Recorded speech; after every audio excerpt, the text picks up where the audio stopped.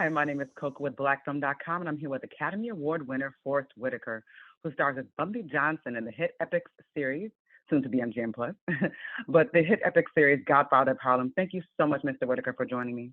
It's good to be here. Thank you so much. This series, it's really taken off, and I think that a lot of people are very kind of obsessed with the crime genre, just in general. But what's really particularly interesting about this piece is that it is a period piece, and it takes us back to a time where there's an interesting intersection of the civil rights movement and the underworld. Can you talk a little bit more about that and what it's like to even really just embody the role of Bumpy Johnson? And I think when we started to do the show, we were thinking about developing the show. The only thing that really was of interest, what was of interest to me was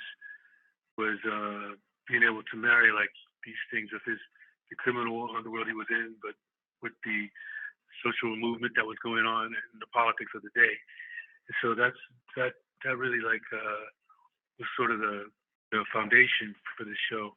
And I think in the show, by pursuing true stories and following these tracks that were going on of social upheaval and different things of that nature, started to mirror some of the things that are going on in society, the protests and things that occurred, and the same reasons, and some of the laws even that were being passed during that time with Johnson being questioned, and the rezoning and different things of that nature. So it was a great opportunity to be able to play a character of that, and then to watch him try to find a moral center for himself, where he's trying to reach the American dream by the only means he finds necessary, which is criminal activity, and then him slowly opening up, trying to find a different way to serve his community as well.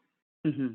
I think it's really interesting, even that in you saying that, you find that a lot of people that enter sort of the underworld, as I'm just going to use that term, or the criminal element, these people that, again, speaking to the sort of the moral compass, they're not necessarily all bad. There are people that could have known Bumpy Johnson, and as far as they're concerned, he was a pillar of the community. But then it's well, how did we get there? So it really sort of, it's interesting to watch this kind of series and to have to grapple with how you feel about a person, because no one is all of any one thing.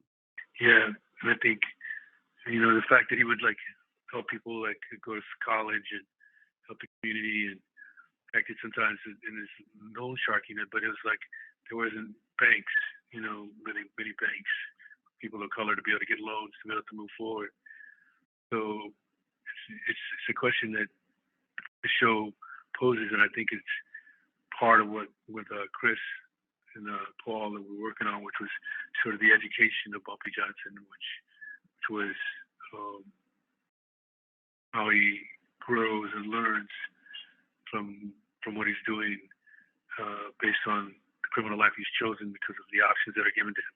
Because ultimately he wanted to be originally a lawyer, and this is where he landed, in a very powerful position, a questionable one. Right. I mean, I think that when we look at all of these different figures in history and these people that have these kingpins, and a lot of these people, Bumpy Johnson, certainly not excluded, you do find that a lot of these people, they may have lacked certain opportunities, but what they all seem to have in common is that they're very smart, they're very intelligent, they think on their feet, there's a lot of ingenuity. There's just a lot to them where it's well, if this person would have just grown up in a different circumstances, and under just the different circumstances, we know for sure a person with that kind of ambition would have been, a Fortune 500 CEO or somebody of that sort. Mm-hmm. Yeah, for sure. I mean, I think you'll find these leaders, they were leaders in the community and leaders of men and women, that they had an aptitude to be able to see opportunity and seize it, and carry it through, which most people can't necessarily carry through their vision, and he did, and others have. Mm-hmm. I have a question for you. I think a lot of times people think that, once you've reached I guess what would be considered the pinnacle of achieving Academy Award status, a lot of people kind of frown upon going back into television, especially episodically. We know that Godfather of Harlem, it's definitely critically acclaimed. It's a very popular show. But what made you just sort of know this was the right thing to do in the right moment, and that you knew that it wouldn't be a step back? Because a lot of people fear going back to television after they've achieved that honor. Yeah, I've never really ever done that. I've kind of always just done it by the projects that I'm looking at. I did the show Suspect Behavior for a year, and did like a show with ER for like 8 months or something, and I did something. I just, The Shield.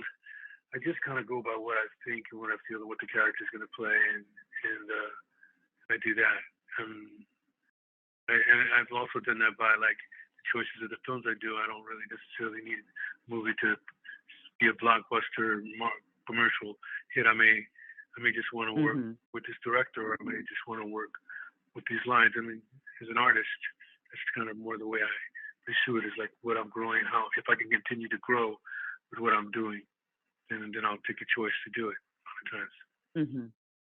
I think that's a great attitude and a great message, and I hope that anybody that is questioning where they should go as far as a path in terms of their career heard that, and I hope that message resonated with them well, because you certainly are at a place where you can kind of I don't want to not in an arrogant sense, I'm certainly confidently, I mean, you can do what you decide to do, and I think everybody wants to get to that place, and the fact that you would say that you do what feels good that's a great message to take away for sure. Mr. Whitaker, what can people take away as far as season 3 is coming up? A lot of people are really excited about it. I've seen the mumblings on social media as far as like what they think is going to happen and what to expect. What kind of teasers can you give us ahead of the premiere on the 15th? I think that there's a new guy coming up out of the Italian mob. Joe Colombo. It's going to be really exciting for people because he has a very aggressive way of looking at things. I think it's going to be interesting for people to get to see me coming together with the Cuban mob and what comes out of that, of like how that like opens up my world to like dealing with the CIA and the FBI over drugs and different things of that nature. So I think people are going to be excited. And as far as like on a personal note, as a character, I think he's like having to start to really truly face. His wife gets him to step away from drugs for a while, but he's having to truly face the way who he is and what he looks like.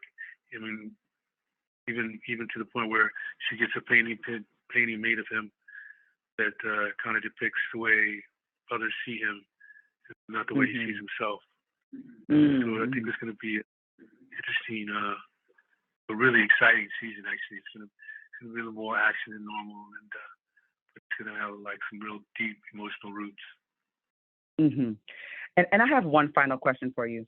I think it's very interesting because, again, this is one of those shows that people like to do recaps and they like to go through it, and it's a group watch, right, where a lot of friends will come together and they'll discuss it, almost like how you do with like a book club.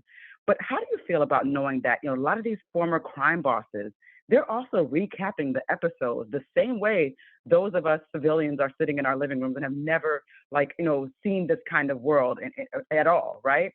So I'm seeing like actual people that were in the mob recapping as fans of the show. What does that make you feel like? Because they're giving positive reviews, but they're having lived in that world. They actually are reviewing it. What are your thoughts on that? I didn't realize that was going on. I guess they would be like syndicators in a way. Which is kind of cool. I love that. It's really cool, yeah. It's like we got the stamp of approval from the mob. That's great.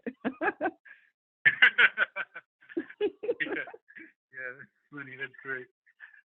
I can also use that now whenever I'm in a conference or talk or interview. I think, well, got the approval from the mob. I thank you so much, Mr. Whitaker. It's definitely an honor to speak to you. This is a very enjoyable show. It's very smart. It's well acted.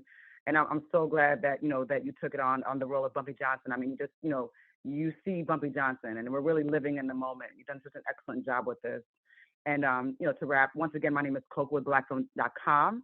I'm here with Academy Award winner Forest Whitaker, who stars as Bumpy Johnson in the hit EPIX series, which EPIX is soon to be MGM Plus. The show, The Godfather of Harlem, will be premiering with season 3 on January 15th. Thank you for joining me. Great talking to you. Great talking to you, too. Thank you, sir. If you want to see more content like this on blackfilm.com, make sure you like, subscribe, and ring that bell.